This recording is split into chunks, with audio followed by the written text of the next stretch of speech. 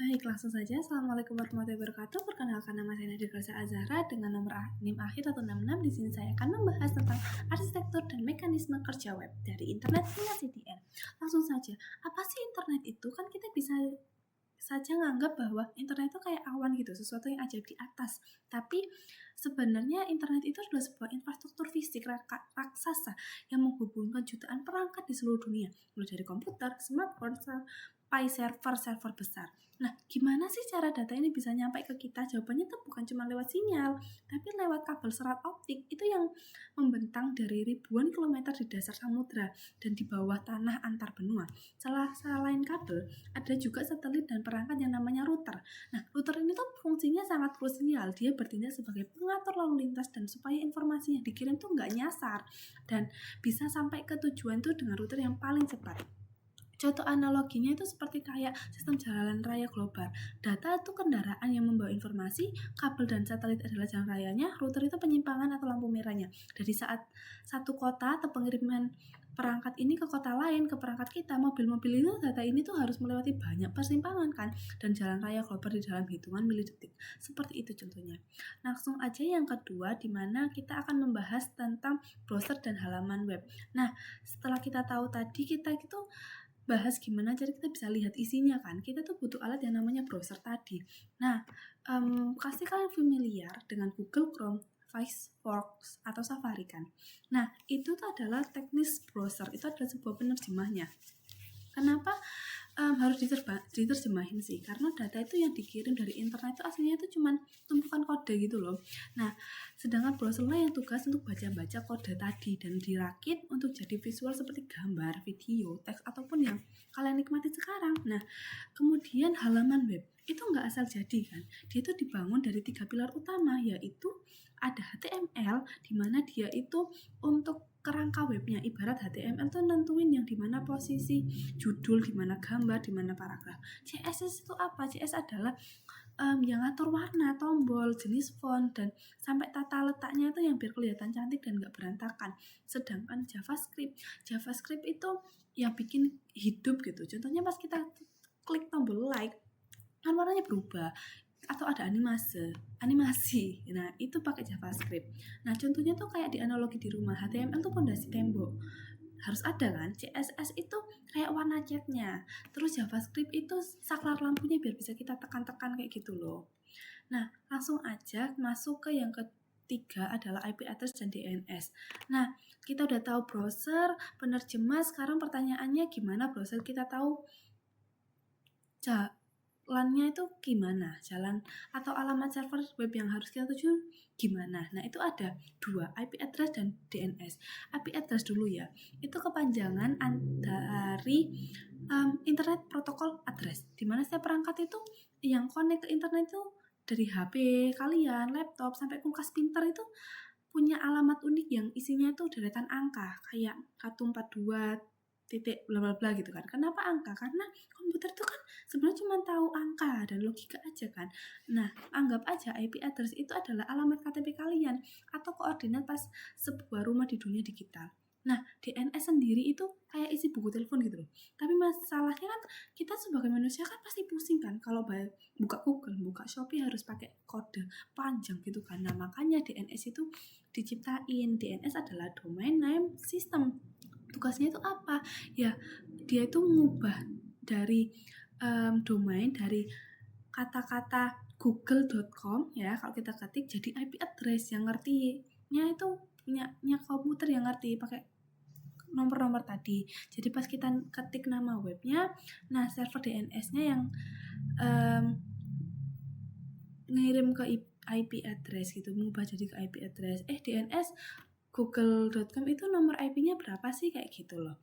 Biar makin kebayang ya. Jadi kayak kita mau nelpon seseorang, Budi namanya. Nah, kalau kalian hafalin nomor itu kan panjang. Nah, kalian kan cukup nyari nomor namanya Budi dan langsung ketemu kan. Nah, nomor itu tadi itu IP address-nya.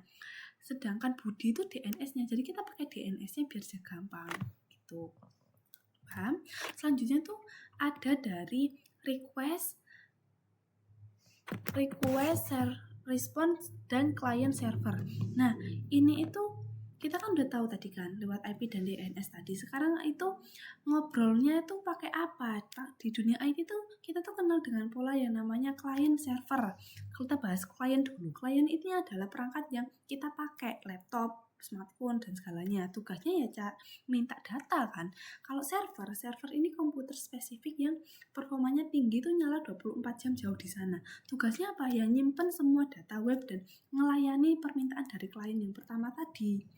Nah, terus mekanismenya gimana? Komunikasinya itu disebut dengan siklus request dan respon. Nah, yang pertama request. Request itu terjadi pada saat kita ngelakuin aksi. Saat kita klik link, nah itu klien itu kan ngirim pesan permintaan ke server kan, itu namanya request. Sedangkan respon, begitu permintaan tadi diterima, server kan bakal ngelola dan ngirimin data yang diminta klien awal tadi. Hasilnya apa? Hasilnya web muncul yang di layar kita, itu respon yang ngelakuin. Analogi sederhananya saat di restoran kita tuh kliennya yang minta menu, memesan menu gitu. Nah itu namanya request. Pelayan atau dapur itu servernya yang nyiapin pesanan kita tadi dan dibalikin ke meja kita tadi. Tanpa pesanan ya tanpa request dari kita, dapur tuh nggak bisa masak.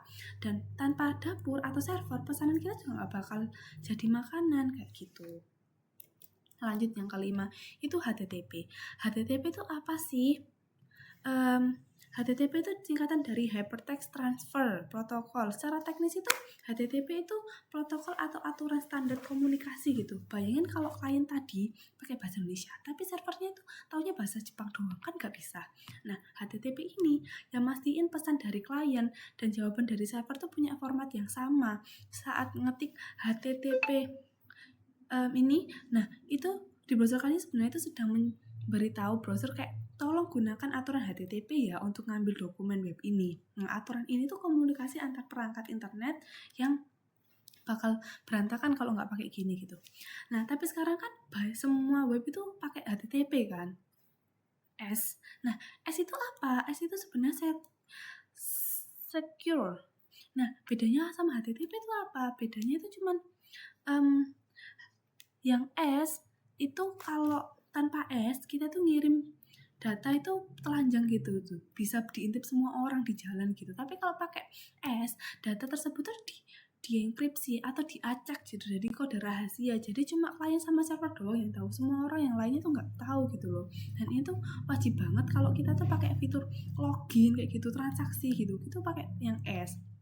Gampangnya tuh kalau kita pesen di kopi gitu, kalian tuh pesen kopi manis 1 ke orang, itu kan HTTP. Nah, itu semua orang bakal tahu. Tapi kalau pakai HTTPS gitu, kalian tuh kayak bisikin ke kliennya langsung gitu loh. Nah, terus biasanya itu ada gembok warna hijau di gambar gitu, di gembok di URL tadi tuh bakal ada gembok hijau itu pakai HTTPS biasanya.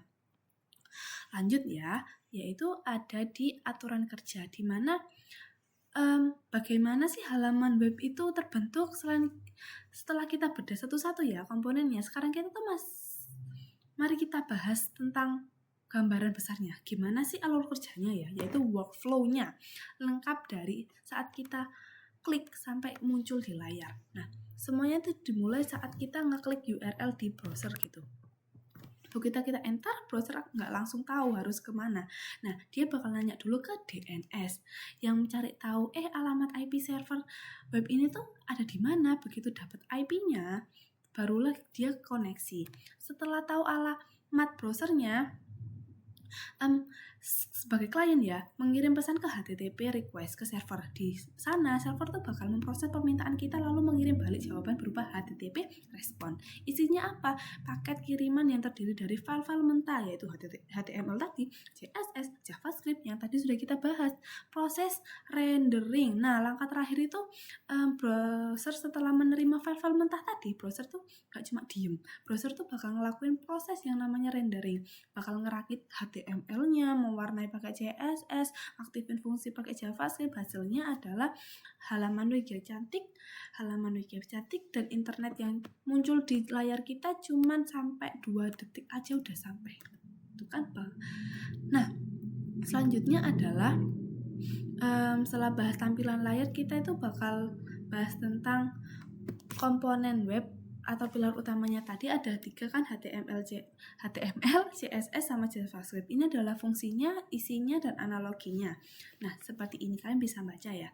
Selanjutnya kita pakai membahas tentang backend dan database. Nah, setelah bahas yang layar tampil tadi, kita tuh bahas intip yang di belakang layar, yaitu server side atau sisi belakang atau backend dan database. Pertama itu kita bahas backend dulu ya. Backend itu wajahnya. Kalau web itu kan tampilan web itu wajahnya, backend itu otaknya gitu. Backend itu tempat dimana semua logika aplikasi dijalanin. Dia yang mikir, dia yang ngitung, dan dia yang mutusin semua aksinya. Misalnya pas kalian ngeklik tombol login, backend lah yang bertugas memproses data tersebut, bukan browser kalian lagi. Lalu dimana semua informasi itu disimpan di database server. Nah, database ini gudang penyimpanan gitu, data digital yang sangat gede dan terorganisir. Isinya apa? Ya semuanya, username, password, foto postingan Instagram, sampai data produk. Di e-commerce itu semuanya di situ. Tanpa database ya apa ya? Kita gak bakal punya ingatan tentang siapa yang ada tadi, siapa yang kita, dan apa yang kita simpan gitu. Ya contoh analoginya itu kayak proses login kayak biasa. Masukin password, backend yang bakal ngambil password, lalu nanya ke database, ini passwordnya bener apa enggak, cocok ada apa enggak. Kalau database bilang oke, cocok, ada, maka backend yang ngasih izin lagi buat masuk ke Belanda. Kalau enggak, ya enggak. Selanjutnya langsung ke CDN tadi, yaitu Content Delivery Network. Nah, terakhir, kita itu bahas tentang teknologi yang bikin internet terasa sangat cepat. Nah, meskipun server aslinya itu kan ada di dunia lain kan, teknologi ini tuh yang bikin cepat, namanya itu CDN, singkatan dari Content Delivery Network. CDN itu kayak, bayangin kalau semua data web itu cuma disimpan di satu komputer pusat di Amerika sejauh, pasti kita yang ada di Malang tuh bakal ngerasa loading lama gitu kan. Nah, CDN ini yang yang jaringan server pembantu gitu loh, yang tersebar gitu, berbagai logika di seluruh dunia. Jadi alih-alih cuma punya satu pusat, nah itu ada banyak cabang di negara-negara lain gitu loh. Kayak fungsi utamanya itu menyimpan cache maksudnya. Cache itu semacam fotokopi itu, salinan digital dari halaman web kita ini. Jadi saat pertama kali ada orang akses, CDN itu yang bakal nyimpen salinan di server yang paling dekat sama lokasi penghuni tadi. Tujuannya cuma satu, yaitu ngurangin delay gitu atau latensi, supaya ya nggak perlu muter jauh-jauh gitu. Contoh analogisnya saat kita buka Netflix, bayangin pusatnya tuh Netflix tuh filmnya tuh ada di Amerika, tapi Netflix tuh naruh server CDN tadi itu di Jakarta, di Singapura. Pas yang ada orang di Malang yang nonton, ya itu ngambil datanya tuh nggak dari Amerika tapi dari server Jakarta yang paling deket tadi. Hasilnya ya filmnya langsung main tanpa buffering lama gitu, karena datanya nggak perlu jauh-jauh ke Amerika, tapi langsung dari Jakarta Malang gitu, nggak dari Amerika Malang, jadi cepet banget. Oke, langsung saja kesimpulan. Nah, setelah kita bahas tampilan layar, kita kok layar lagi. Setelah semuanya, kita akan bahas kesimpulan dari inti dari internet, dan bukan sekedar teknologi ajaib aja kan yang ada tiba-tiba di HP kita gitu. Dimana internet sendiri adalah infrastruktur fisik, bukan awan goib yang menghubungkan dunia lewat kabel router di bawah laut tadi. Sedangkan web bekerja sebagai siklus request respon antar klien, yaitu kita, kliennya, dan server adalah yang penyedia data. DNS yang mempermudah kita mencari alamat, sementara HTTP adalah bahasa yang digunakan untuk berkomunikasi mereka, dan di balik layar itu ada backend dan database yang mengambil logika, serta CDN lah yang memastikan data sampai ke kita itu dengan sangat cepat. Semua proses rumit tadi kita bahas dari awal sampai akhir. Kita mulai mencari alamat, nyebrangin samudra dari bawah laut ya, lewat kabel bawah, terus sampai merakit kode jadi tampilan cantik, semua tuh hanya dalam milidetik aja. Itulah keajaiban dari dan kecanggihan dari internet yang kita pakai setiap hari. Dari saya, sekian presentasinya. Semoga penjelasan ini bermanfaat, dan mohon maaf kurang lebihnya. Banyak salah kata. Terima kasih. Wassalamualaikum warahmatullahi wabarakatuh. Terima kasih.